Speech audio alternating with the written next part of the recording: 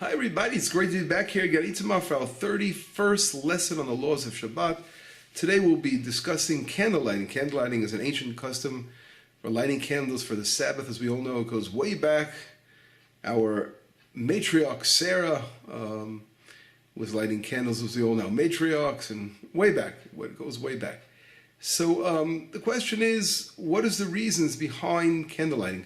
Why is this a custom, a Jewish custom? Why did our rabbis, our teachers, our sages institute the custom of lighting candles?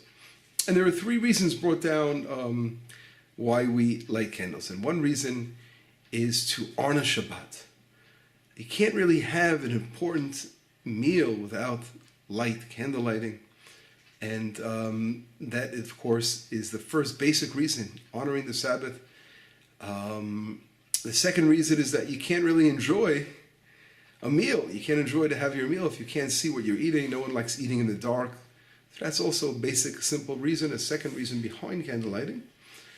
And the third reason is peace in the home.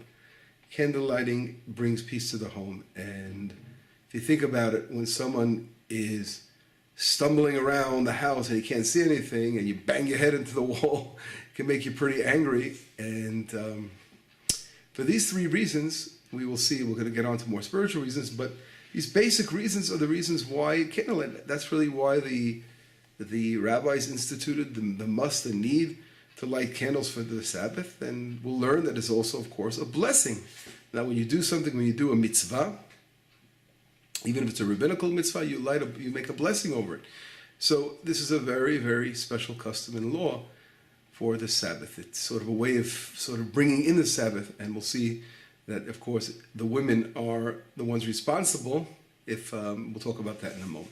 So we spoke about three reasons, and you think about it, in the old days, when there was no electricity, so for sure, if you didn't have lights, and you really going to have a rough evening when the Shabbat coming back after the prayers and having to have a meal and not being able to light anything because you're not allowed to make a light on Shabbat. So you'd really have a rough time if you didn't have candlelight, and you could see very clearly how important it is to have light in the house that's pre-lit before the Sabbath begins, to be able to, again, honor the Sabbath, to see what you're eating and not to stumble over yourselves in your home. So those are the basic reasons of candle lighting. Now, it is such an important commandment that our rabbis teach us that someone who doesn't have money should to buy candles even. He should be knocking on people's doors to fulfill the mitzvah of candle lighting. So we're going to have to see again what other deep meanings behind the importance of candle lighting. Now, another example is brought down. Let's say a person has enough money to buy bread or candles and wine for Kiddush.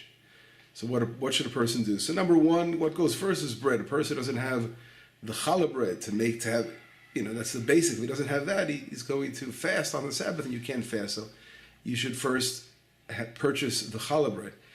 And afterwards, if you don't have, you should purchase the candles, even before you purchase the wine, because a person can the Kiddush, on a certain situations, if you don't have wine, you can usher in the Sabbath by making Kiddush over the bread.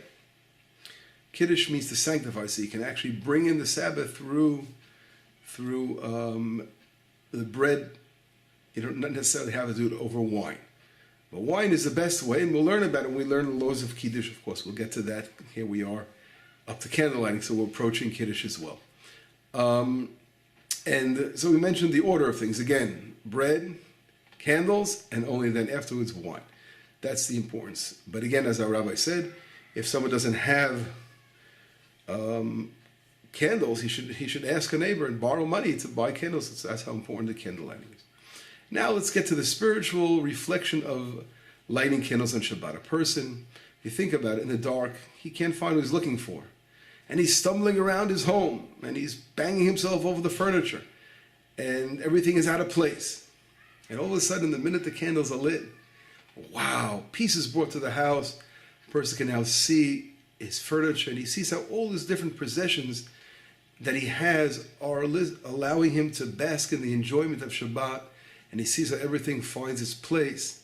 In that same way, if we look at the world is in turmoil.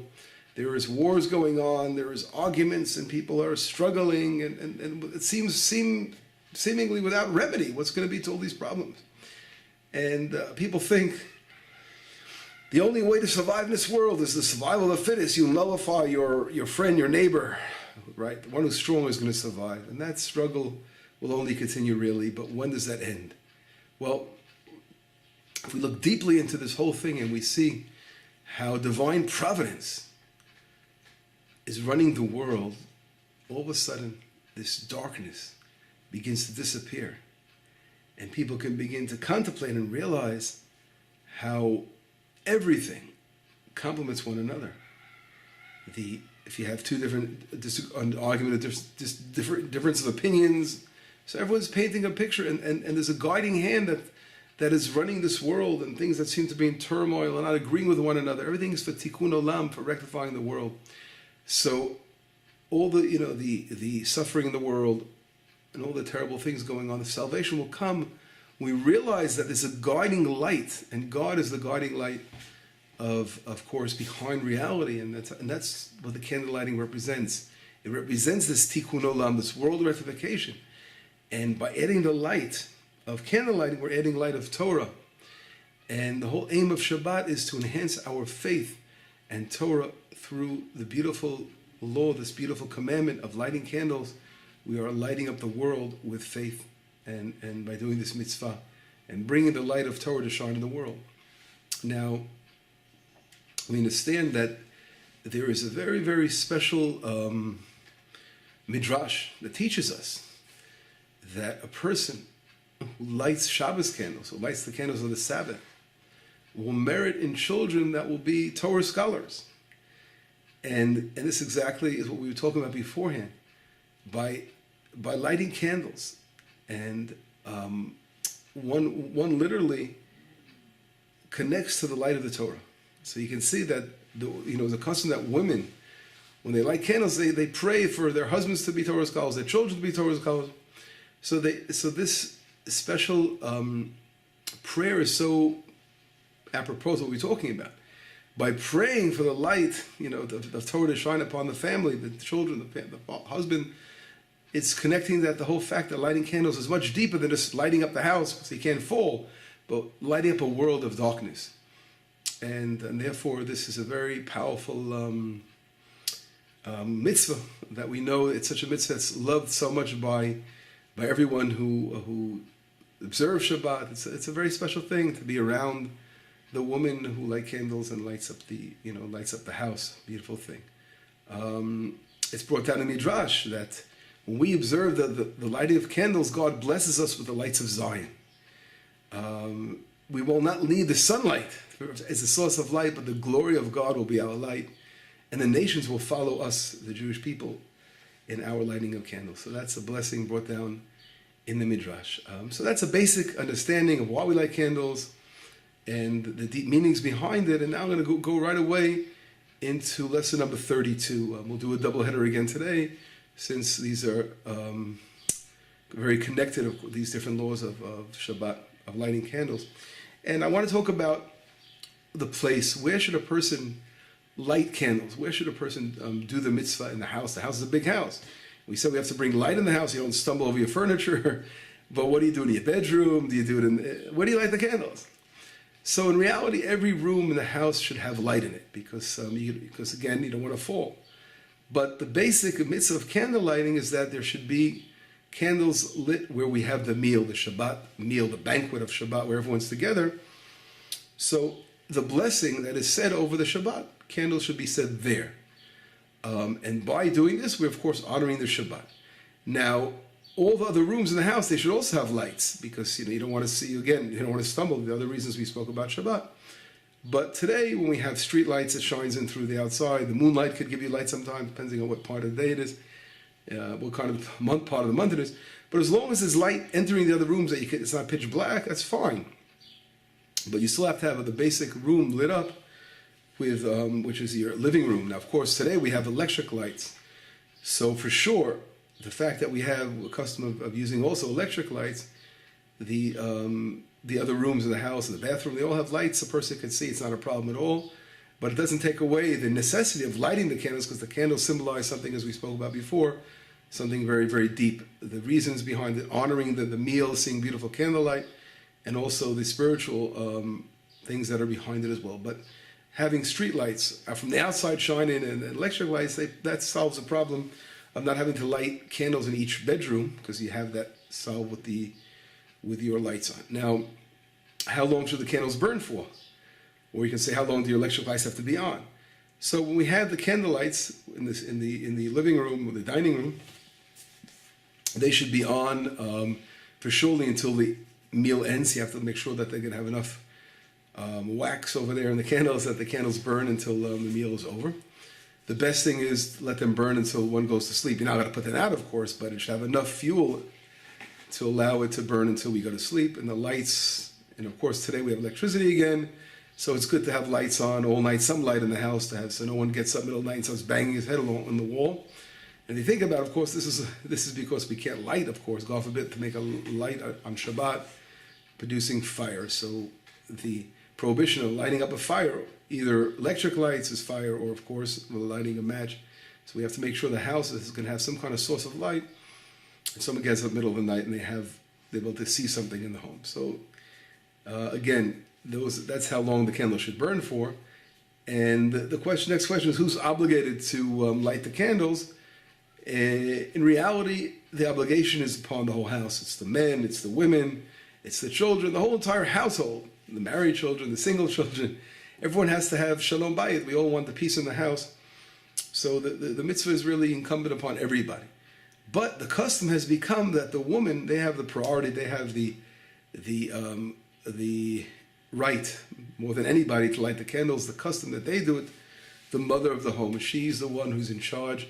And it's because that, in reality, the woman, she's the manager of the home. I mean, the husband, we are guests in our house when our wives, of course, they're so amazing, and they're in charge of the home. So they should be the ones to light the candles, because the women, they pray for the children more than anyone, and their husband, it's a success, and they have that special merit of lighting candles. Now, if we think about this, what does it mean that a woman has that special mitzvah of lighting candles? So we see that the peace in the house really depends on the mama. She's the one that has that light of faith and the Torah, that in her merit pass on to the whole family. And through the candle lighting, she's actually guiding her husband and the family in this direction. Go study Torah, learn Torah. And of course, Hashem promises a great reward for the woman who light candles, and the fact that she's encouraging her family and blessing her, that by sending her children to study Torah, so she will be blessed forever, for eternity, for this great, great mitzvah. Now, what happens if a woman happens to be away for Shabbat? She's in the hospital, just gave birth, or she had to travel, whatever it was, she's not home. Or it's a rare occasion that a mother is not home, but let's say it happens, she's not home. And the husband's home alone with the family. In that case, the responsibility becomes the husband's responsibility, and he has to light candles. And he can ask one of his older children that are old enough, one of his daughters, to light candles as well. She can do it for the family. And but the responsibility is the husband's as well. And if he travels and he's alone somewhere for a weekend, where he's staying in whatever it is, a hotel or wherever he's staying, then he has an obligation to light where he is at as well. Now, it's a very interesting custom of Chabad, the Lubavitcher custom, that not only the mother of the house lights candles, but her daughters that have reached the age of understanding, so they begin to light candles as well. And so it's not only the mother again. Chabad has a custom for the daughters too, which is a very nice custom. But in most places, the mother she lights the candles. The daughters don't have to until they're married, and once they have their own homes, they begin to light. Now, why was the custom of Chabad, this custom begin of the daughters lighting candles, was the Rebbe, the famous Rabbi Menachem Mendel Schneerson, he, Zitzal, of blessed memory, he was concerned that if, God forbid, one of the daughters of Israel would move away from Torah and they would become secular, they would remember the beautiful experience of lighting candles as a child, and that would somehow bring them back home. So he felt it was important to instill the candle lighting at a very young age amongst the children. And that's why we wanted the girls to light candles as well. One problem with the daughters lighting candles, making a blessing, because making a blessing, we don't want to say God's name in vain, God forbid, or mention it too many times, only when we're doing something special. So if the mother already blessed over the candles of the house, so on one way of looking at it, the house already is fulfilled the mitzvah, so you don't have to bless again. So that's why it's better if young children, daughters that are not married at home, they want to light candles, they should they should light the candles without making a blessing, and have the mother be yotze, fulfill the blessing through the mother, answer amen to the mother's blessing, and then they light the candles for that purpose. But nevertheless, Chabad custom is that the daughters do make a blessing, and that blessing will remain with them. So there is possibilities of doing it that way, and everyone should go according to the custom of their home, and that's how it works. We follow the custom of our parents and our forefathers. That's how things work. So this was the second lesson, which was connected, and now we're going to actually go into lesson 33, right into the third lesson of candle lighting, and we can actually cover 3 different parts today of candle lighting. And the next question is, what kind of candles should be used for candle lighting? We know in the tractate of Shabbat, it talks about what one can use to light candles, what can't use to light candles. And the simple answer is that any wick or candle that absorbs the oil well. In the old days, they used to use oil and wicks. Today, it's also done. Olive oil, of course, is used for our times, but we're mostly accustomed to using the wax candles. So what can be used, if someone wants to use wicks and oil, it has to make sure the oil is absorbed well on the wick, and the wicks themselves are soft and they can absorb the oil. So that would be because you're worried about the candle flickering or jumping the flame, and then, God forbid, if someone sees that happening on Shabbat, you see your flame is jumping, what can happen? A woman could forget it's Shabbat, or someone seeing the candle flickering and try to fix it. Once you fix it, you're actually lighting, God forbid, a fire on Shabbat. So that's why you have to use good wicks and good oil that's going to absorb well in the candles. We know that olive oil is always the best, since that's very clear, clean oil, and it absorbs very well. Today, paraffin candles, wax candles is a beautiful thing to light because there's a strong, clear flame that comes out of it. So any of those materials, again, that are going to have a strong flame are fine, and that's really the custom today. The spiritual message we can learn perhaps through the different types of wicks and oil we use is that just like a wick has to be soft to absorb, let the flow of oil be easy. So the same way a husband and a wife, should have to flow in unity together and modesty. And if you look at the wick, you're lighting the fire at the head of the wick and the flame. So you have sort of the light that comes out together with the flame is a unity. They're in together.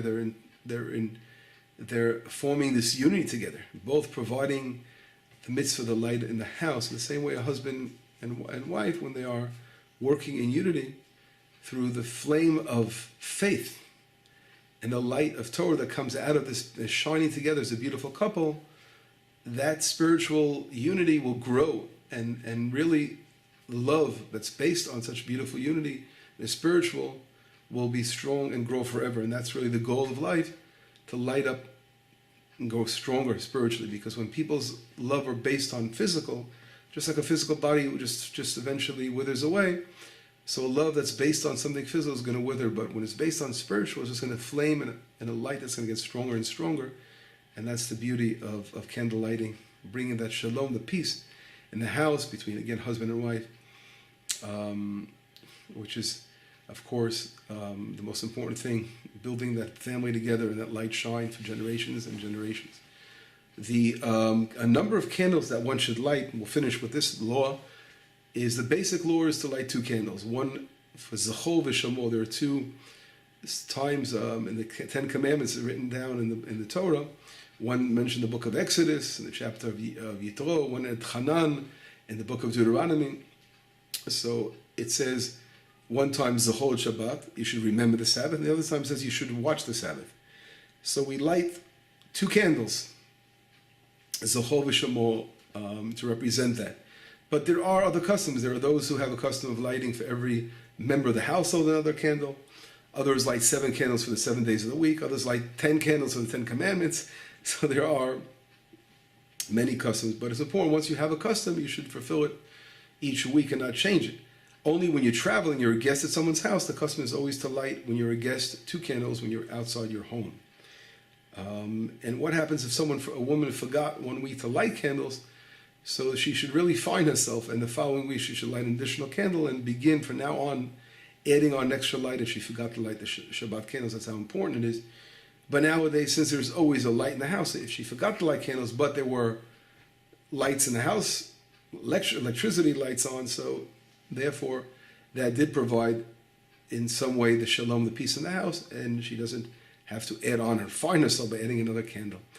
Anyway, so that's the third lesson today on the candle lighting, and God willing, we do have more lessons to talk about candle lighting, which we will talk about the blessings of what blessings do we light over the candles. We'll do that in our next lesson. But anyways, we'll stop here for now, and we'll continue soon again. Shalom, and we'll speak. Bye-bye.